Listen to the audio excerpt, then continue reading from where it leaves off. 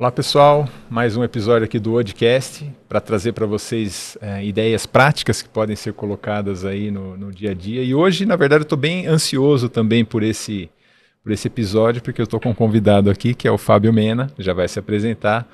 E ele tem uma experiência internacional aí que eu acho que é bem legal da gente ouvir um pouquinho do como é, né, trabalhar em supply, logística fora do Brasil. Então, primeiro eu quero começar agradecendo, Fábio, obrigado por ter aceitado o convite, por estar aqui com a gente. Obrigado você por ter me chamado, convidado a participar. Legal. E fala um pouquinho da sua carreira, Fábio. Bom, eu sou um cara de supply, eu sou engenheiro, eletricista de produção, formado. Nunca imaginei que fosse trabalhar um dia com supply chain, mas, enfim, carreira me trouxe desde a primeira posição em supply chain e desde então, desde formado, eu trabalho em supply chain. Passei pelas áreas de S&OP, suprimentos, operação, e onde mais foquei minha carreira nos últimos 10 anos em operações. E tive chance e oportunidade de trabalhar fora, conhecer outros modelos de operação em outros países. Então, assim, minha carreira toda foi baseada em supply chain, mas com um foco muito forte em operações logísticas e distribuição.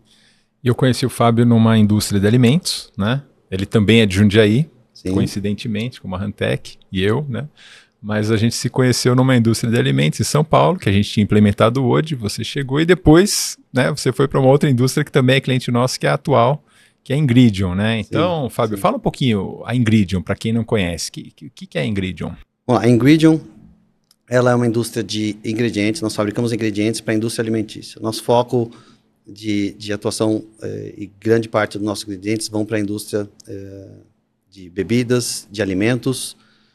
A gente tem uma parte farmacêutica, a gente tem uma parte de nutrição animal, que é uma parte do processamento do milho, que a gente desenvolve produtos para esse mercado.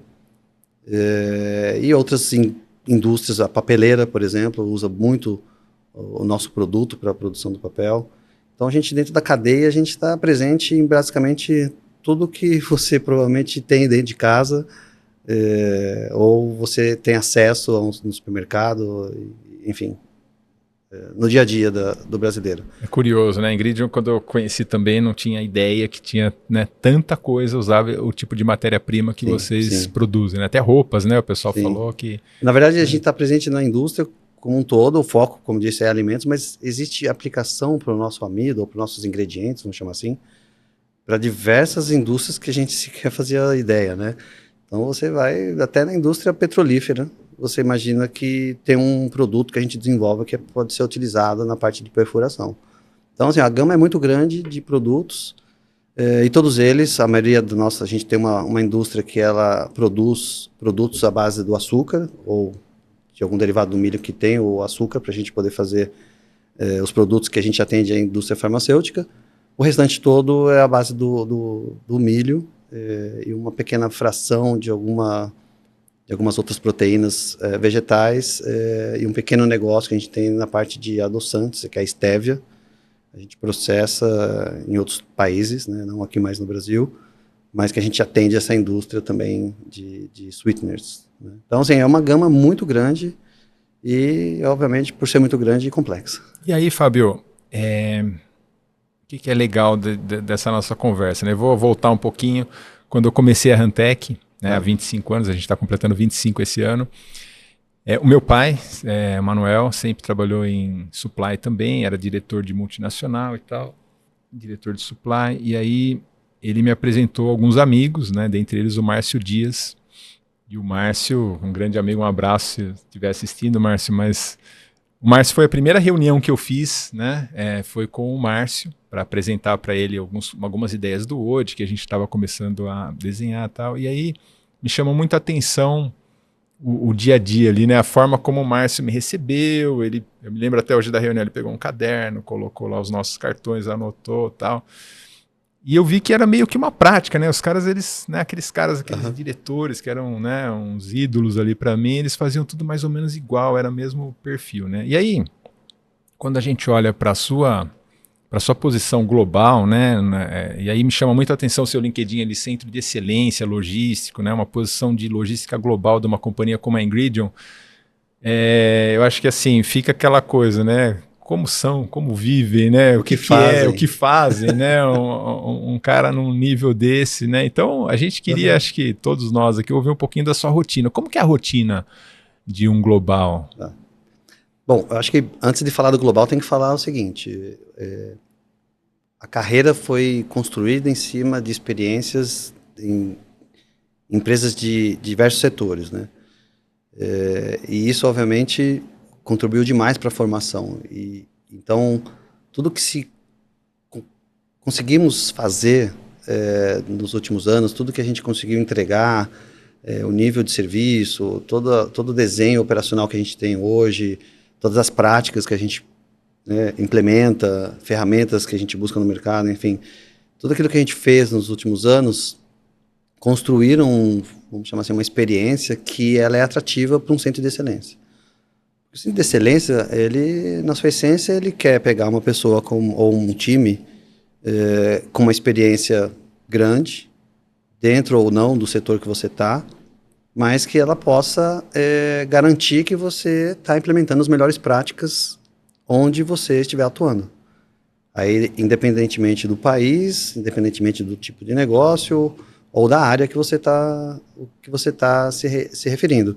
O Centro de Excelência existe não só para supply chain ou para logística, mas ele existe em diversas áreas.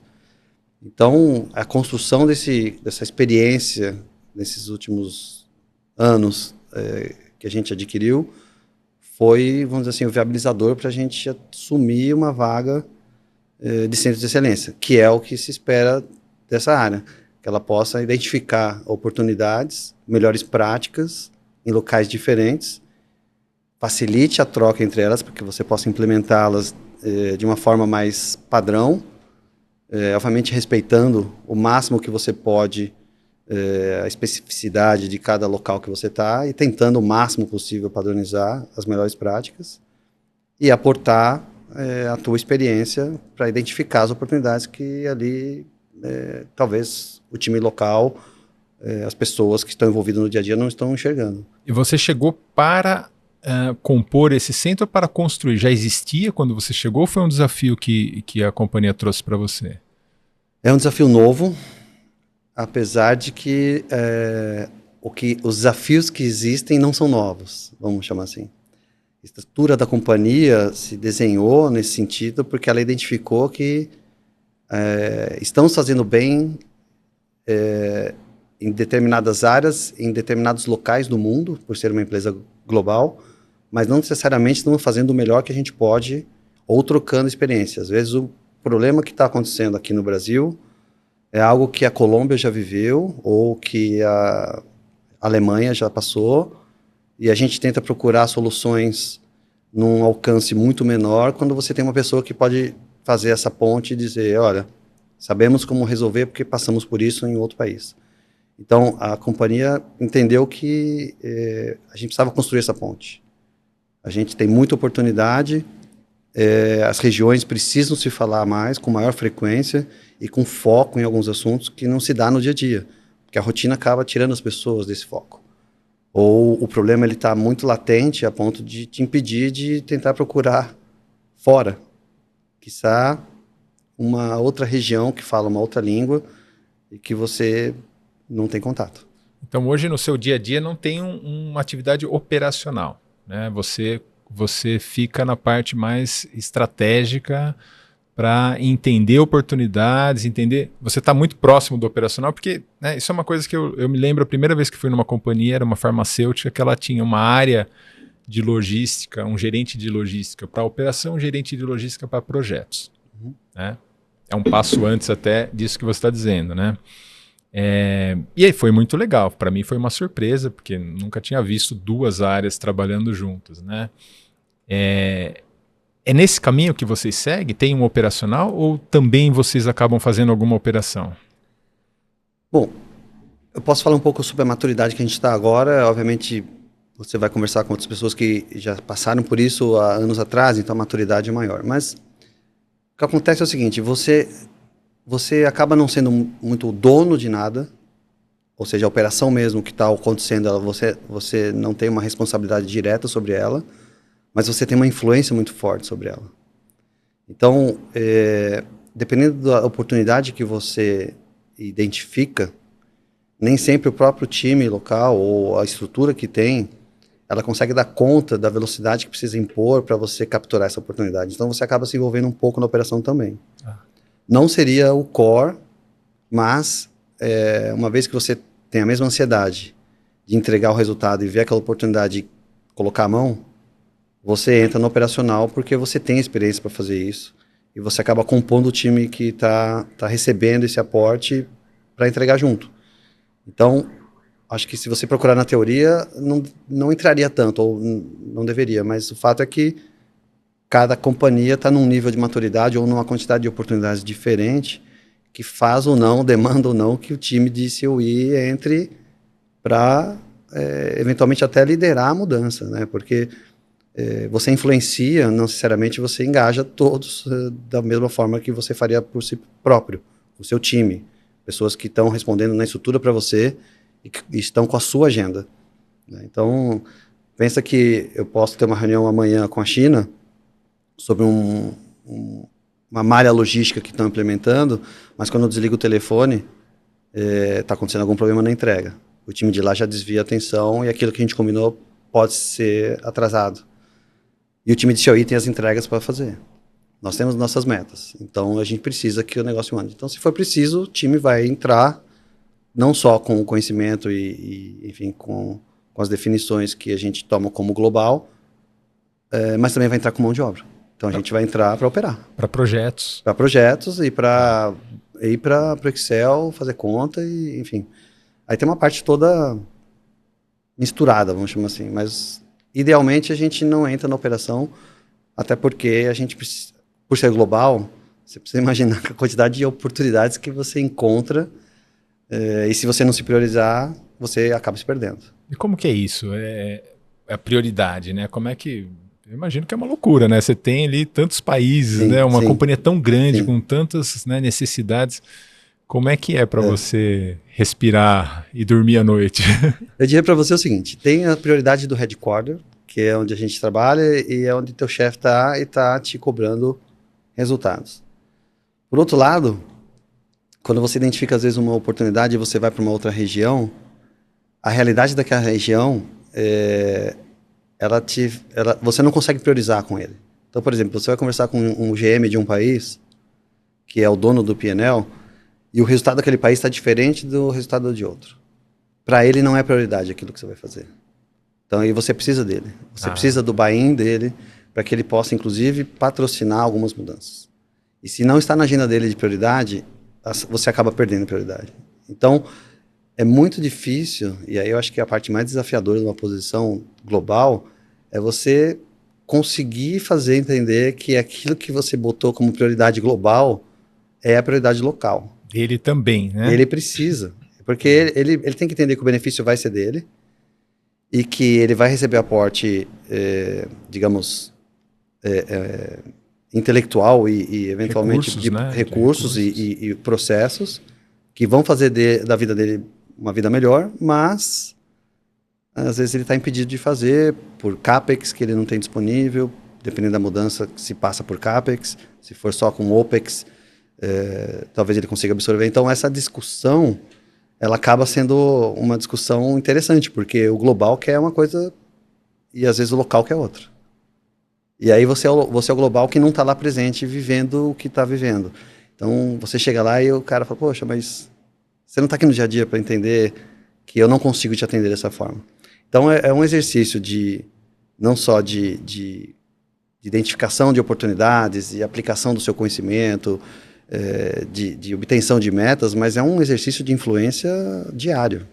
Então, é um skill que você precisa encontrar no profissional para montar um time desse, porque ele precisa influenciar, senão ele não entrega as metas dele, né? E a área precisa se provar como uma área de valor para o negócio e ter o pessoal todo engajado a fazer a mesma coisa. Então, é um desafio diário. E assim, com essa ideia do remoto, você tem muitas viagens ainda ou hoje em dia é tudo remoto? Porque tem a questão cultural, né? Às vezes, como você falou, você não está aqui para ver e tal, e às vezes você tem que ir lá ver. Como é que é essa rotina, Mená? A pandemia mudou, né, nossa forma de trabalho. Muita coisa veio pós-pandemia que facilitou nossa vida, né? Então, as ferramentas que a gente trabalha hoje nos ajudam a fazer conferências com a China num período ou com uma frequência maior do que nós faríamos no passado. Mas é muito importante você visitar. Então, como eu disse no começo, assim, a gente é uma estrutura nova, a gente está entendendo que a visita, ela acelera entregas. Porque nem sempre numa entrevista, né, imagina, você está com uma pessoa através do Teams, numa conferência, e tentando absorver, tentando captar tudo que está acontecendo, quando a tua experiência te conta num tour no armazém.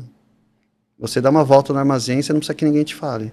Em meia hora você captura informação e oportunidade que sequer estava mapeada por eles.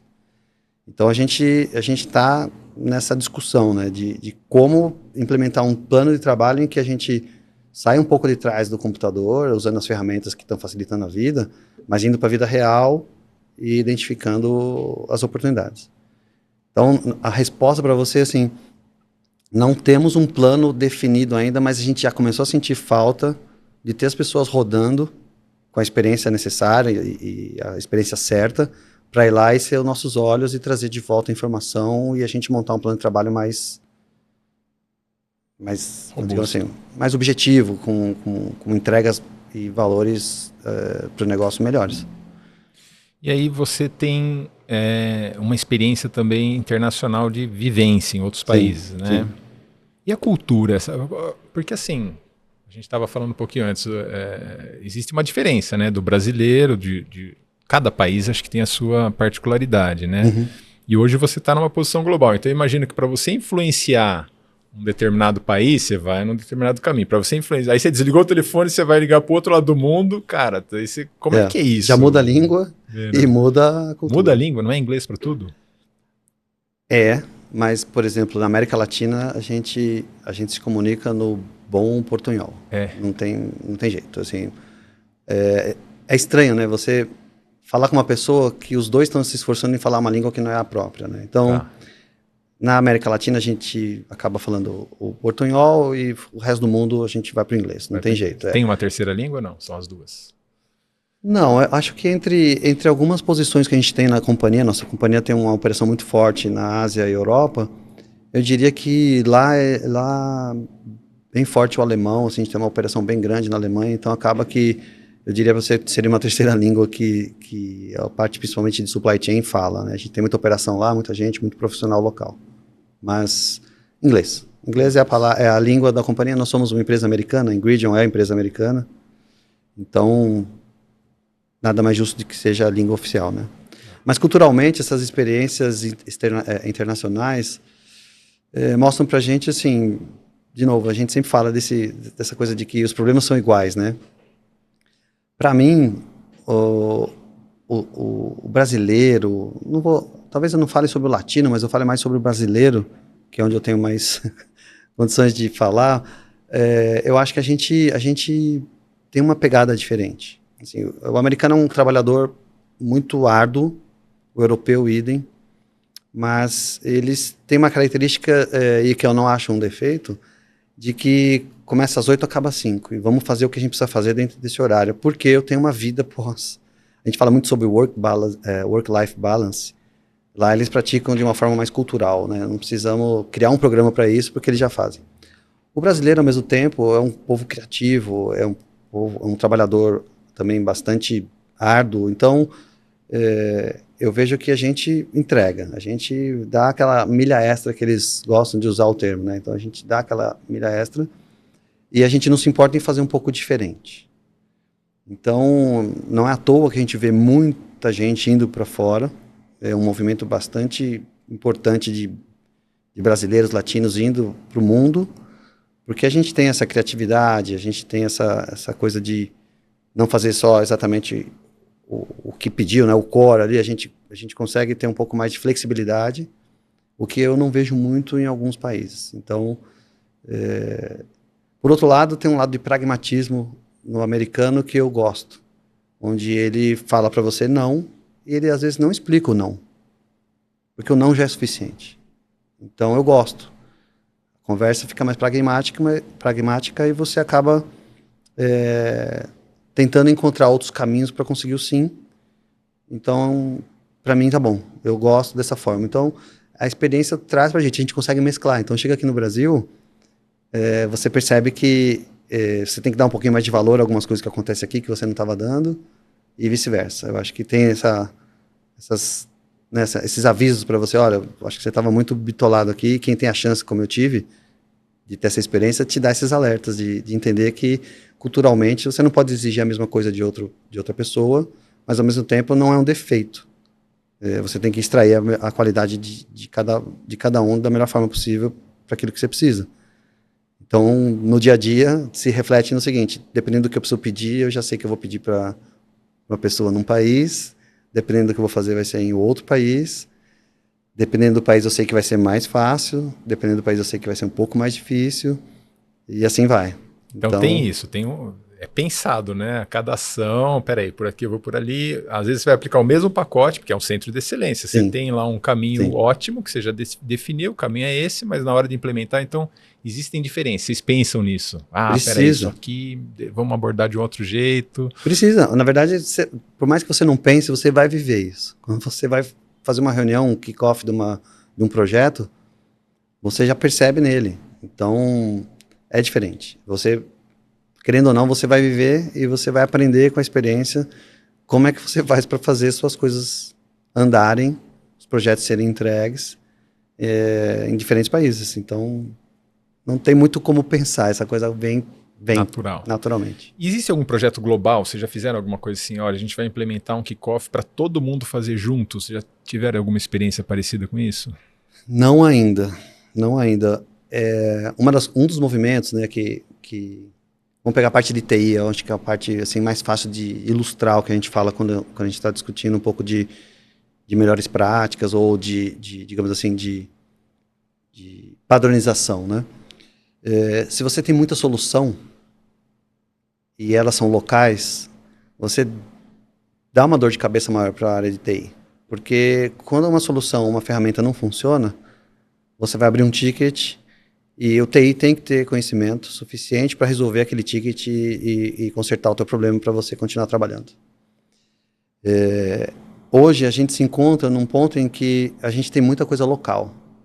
E a gente quer fazer um movimento de regionalização ou global.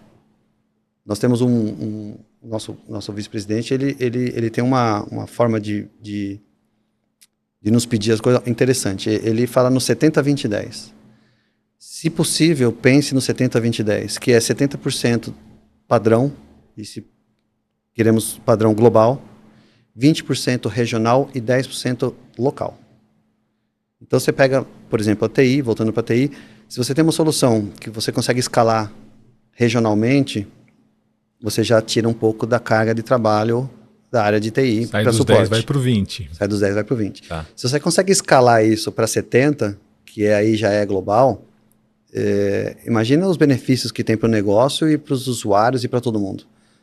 Porque aí eu tenho uma condição melhor quando eu vou para um fornecedor e falo que ele vai atuar em diversos países.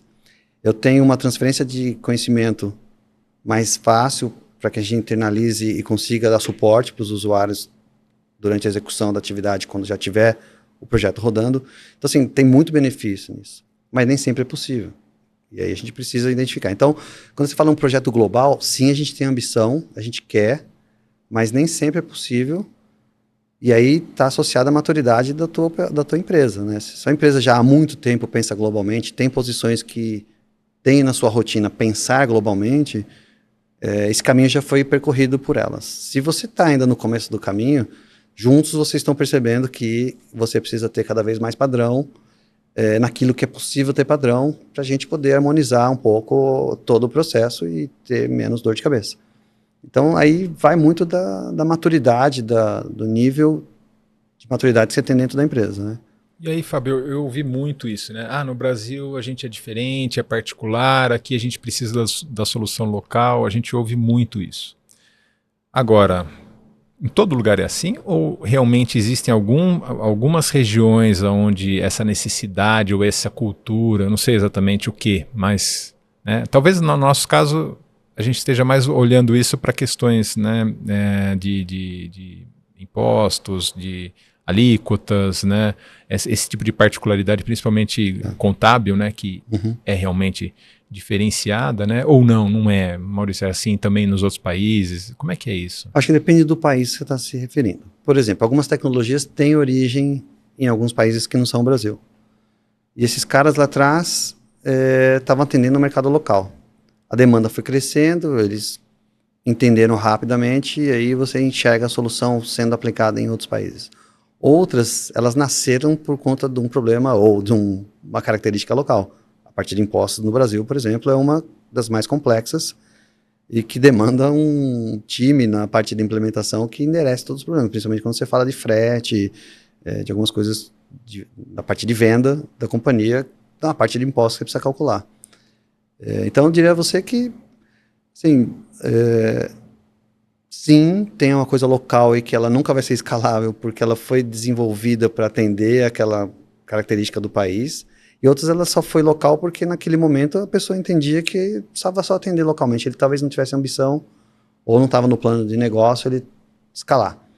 Mas eu não vejo isso como uma prática global, vamos chamar assim. Eu vejo que o mundo está cada vez mais conectado e cada vez mais as pessoas pensam em alguma coisa, em alguma solução que ela possa ser usada do outro lado do planeta sem o menor problema.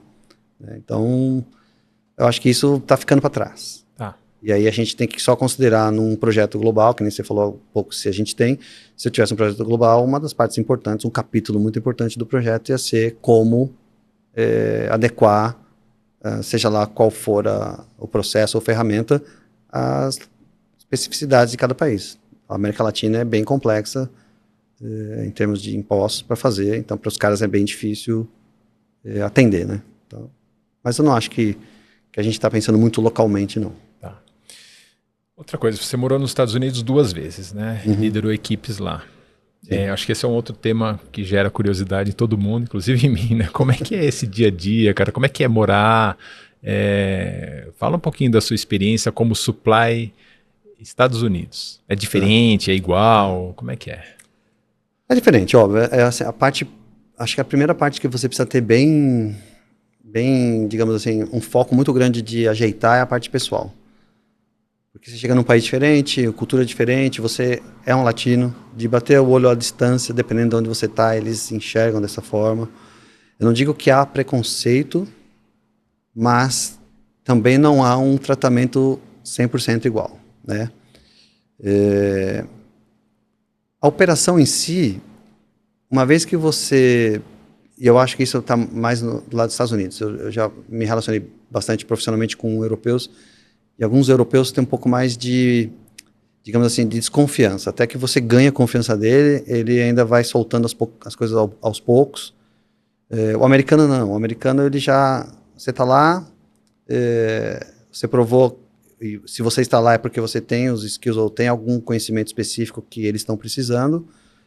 E eu acho que é tranquilo o dia a dia. Digamos, a condução da rotina ela é tranquila. Para a gente é muito mais difícil nos adequarmos ao pragmatismo e à simplicidade de algumas coisas, né? Então, quando você vai para uma operação, o sim e não é muito fácil, claro de identificar. Quando aqui a gente às vezes discute... Não, sabe o que é? Deixa eu explicar, deixa eu ver se eu dou a volta. Lá não tem muito disso, apesar de, por exemplo, os Estados Unidos ser um país muito sindicalizado.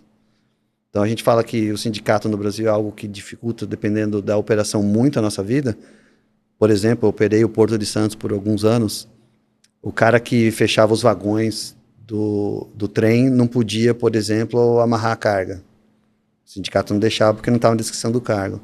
Lá nos Estados Unidos acontece algo similar, o sindicato é muito forte, e o sindicato lá é forte a ponto de parar uma planta por 6 meses, por exemplo. Nossa.